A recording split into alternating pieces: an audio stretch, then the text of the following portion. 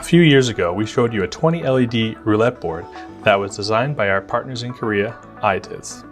Today, we're taking the design and using Nova to transform this traditional PCB into a flexible one.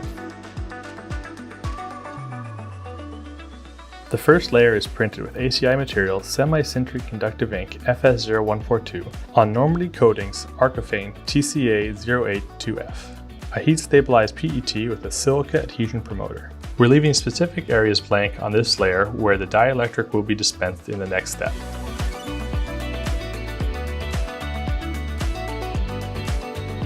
For the dielectric, we're using ACI Materials stretchable printed insulator ink SI3104.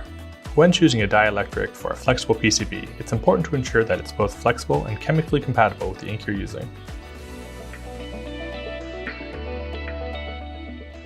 With the dielectric dispensed, we're ready to print the crossovers, again using ACI Materials semi-sintering conductive ink.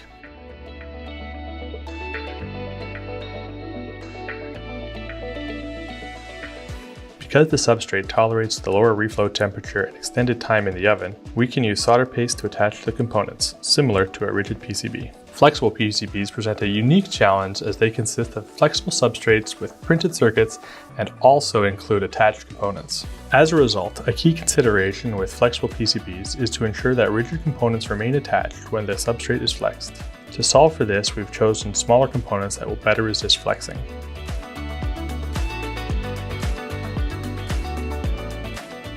The components are then encapsulated in a UV curing resin to reinforce the areas they are attached on the substrate. We're using Soriatec Tenacious Flexible UV Curable Resin.